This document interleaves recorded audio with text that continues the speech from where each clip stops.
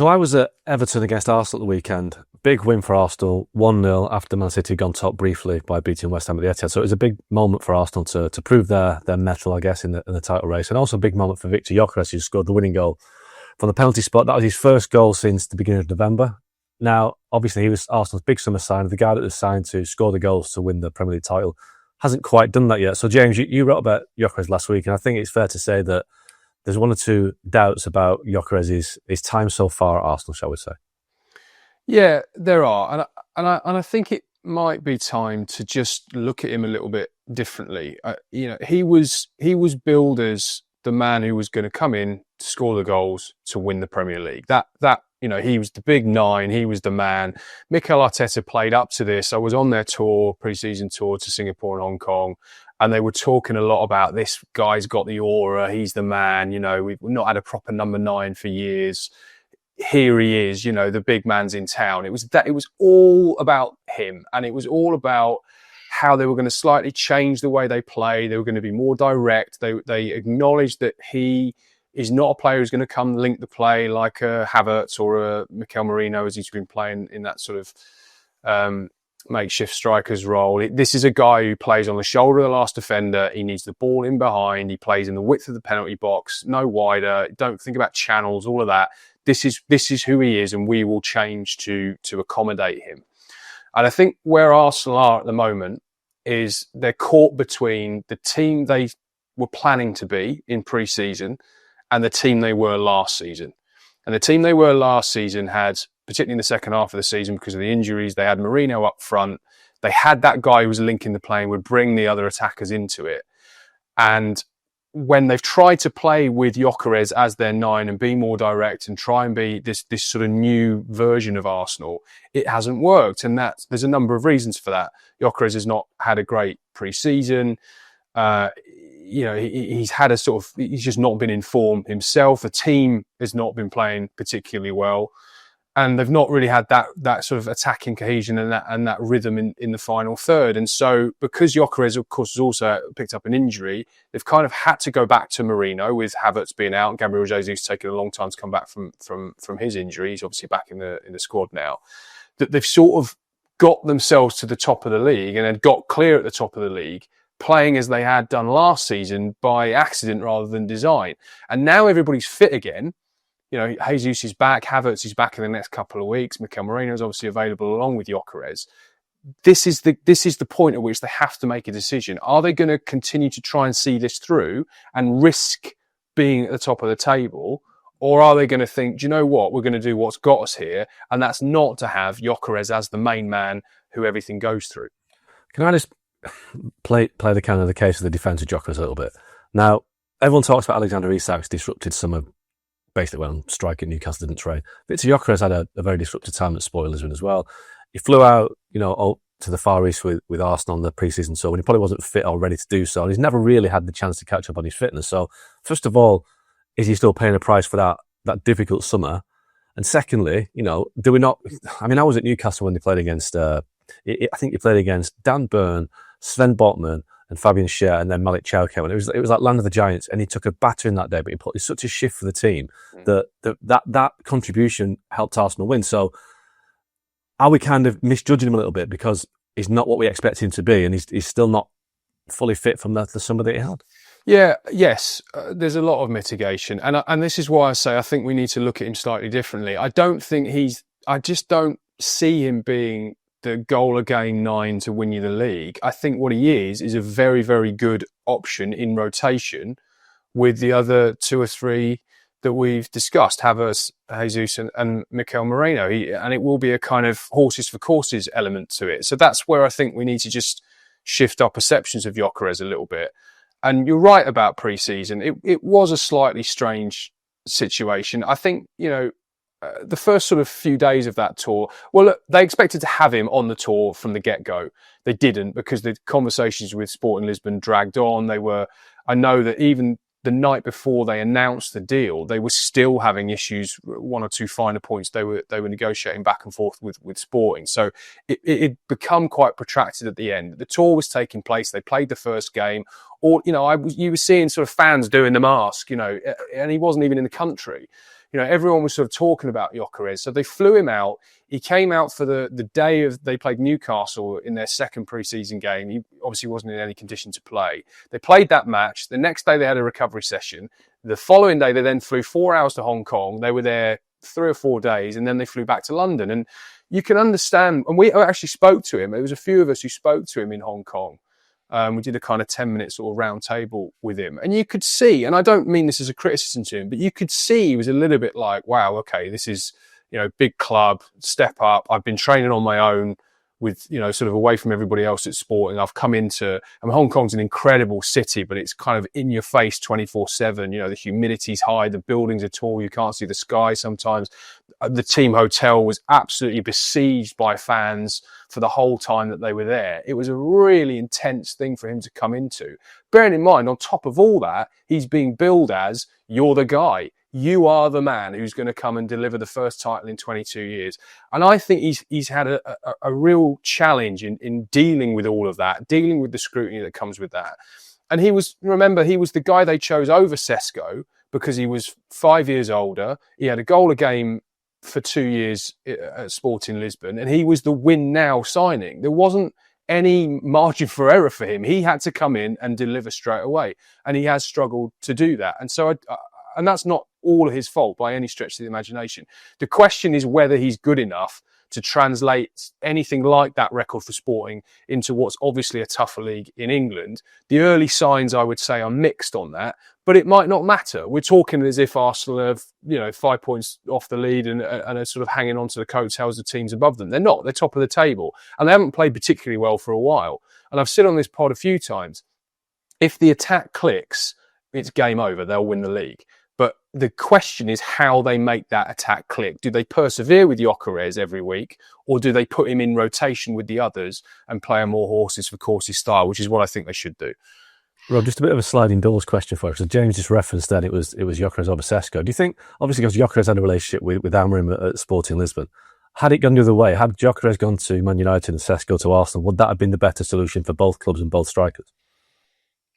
Yeah, I mean, it's possible. I mean, I can understand why you might say that. I think there would probably be more time for Sesko to have adapted at Arsenal than there has been for him to adapt at Man United.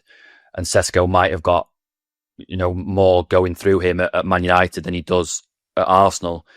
I think there are two things here. I think, James just referenced it there. I think the Premier League is the hardest league in the world to score goals in.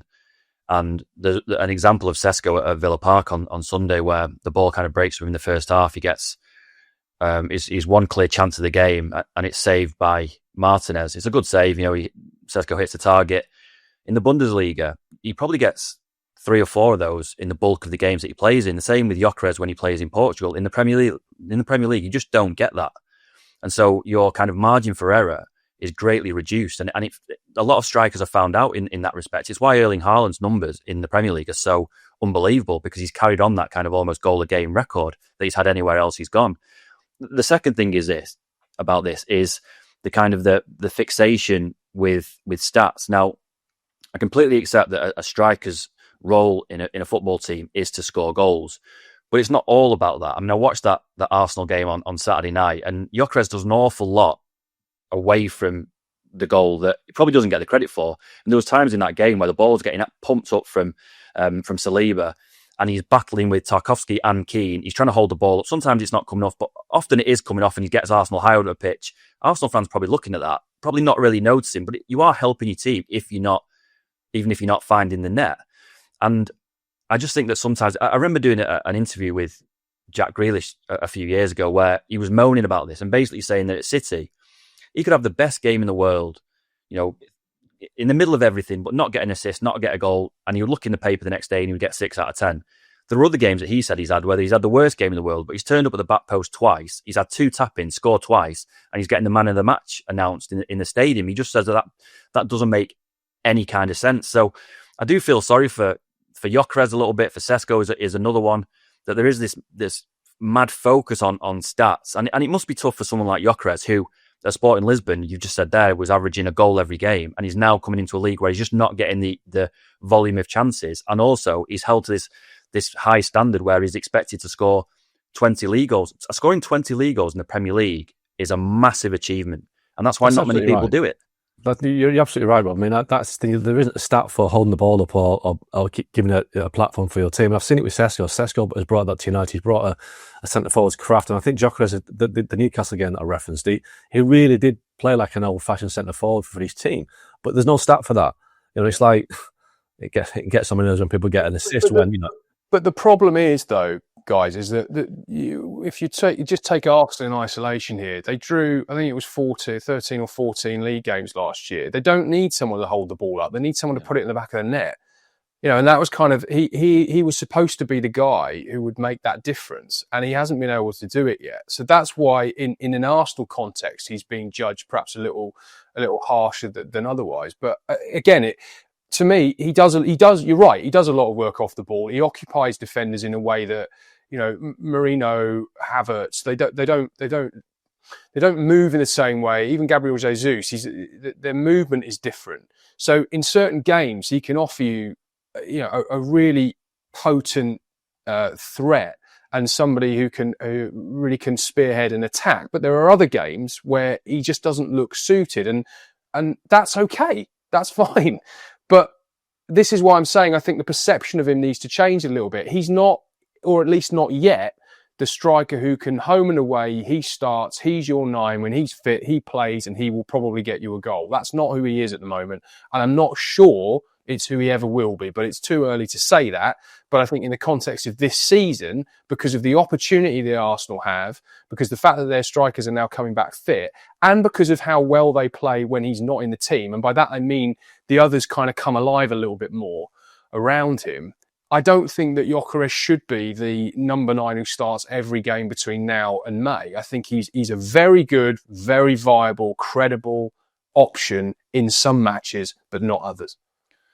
You've just trampled all over my question there a little bit, James, but I'm going to ask you it anyway. That the best strikers in the Premier League are that kind of one chance, one goal, you win 1-0. The Premier League is about those fine kind of margins.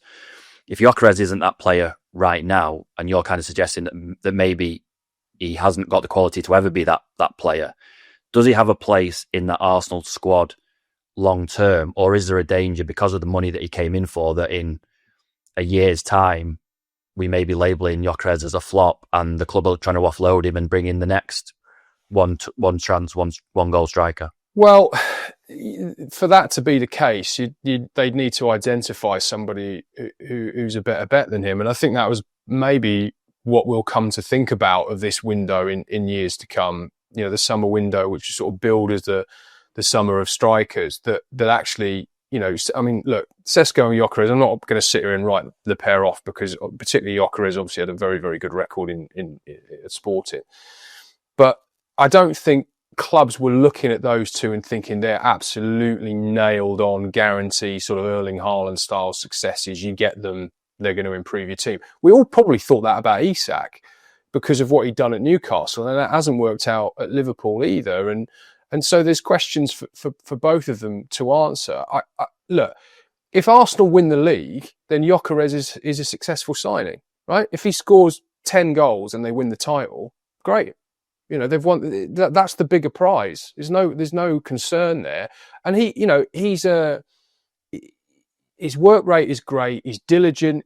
He's a professional who cares about his craft. He will improve. I'm sure he will get better from where he is now. And, you don't know in his second year, maybe he will get better. I think they've invested obviously quite a lot of money with 73 million euros, I think, including the add-ons, significant wages. I don't think they're about to give up on him after a year or anything like that.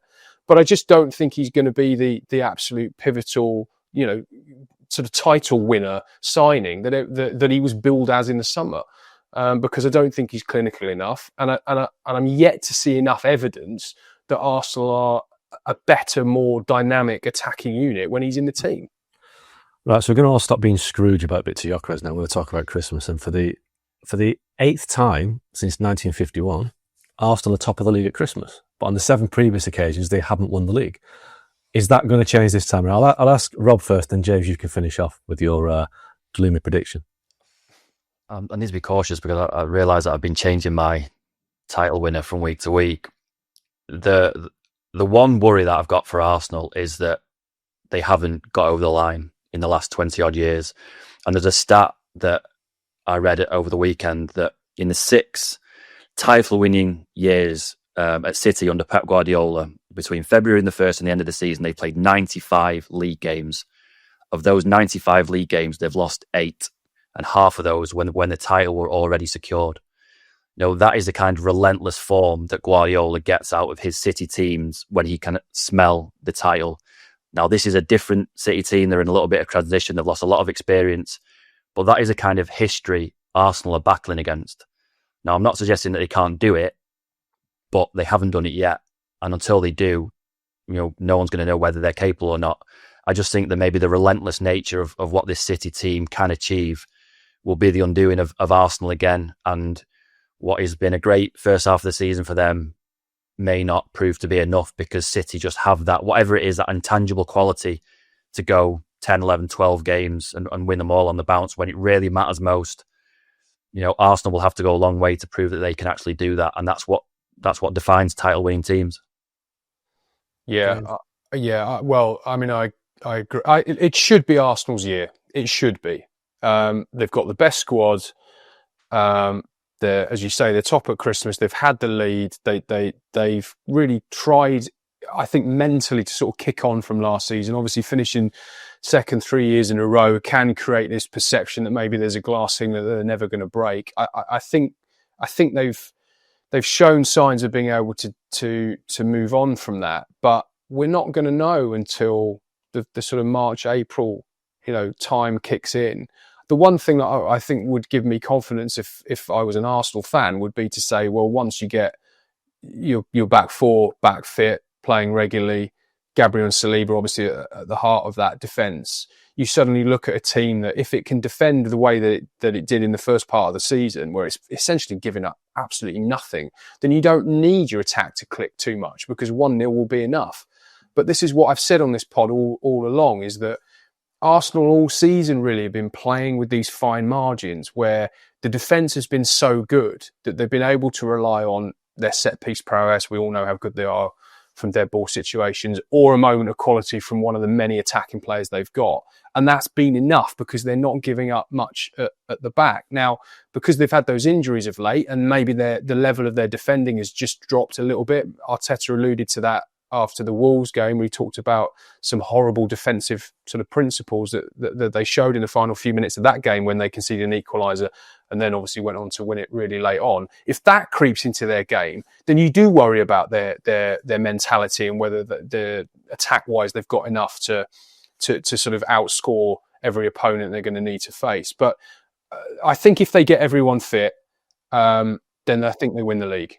I think if they continue to struggle with injuries as they do, and City are just sat perched on their shoulder, then those doubts about the last sort of 3 years and are we good enough and do we always find a reason not to win it will come into play. If it gets tight, I do fancy City, but am I hedging my bets here? I think I am, aren't I? Yeah, I'm going to hedge my bets. I'm going to say it should be Arsenal, but I fear it might be City. Yeah, Arsenal, like one of those toys you had at Christmas where the bat just start running out on Boxing Day. I think that's where they're looking right now. I think that, especially with Man City, got the really strong batteries in them. I think Man City are going to win the league, and Arsenal, they've got a hold of Liverpool for second spot. So, sorry, Arsenal fans.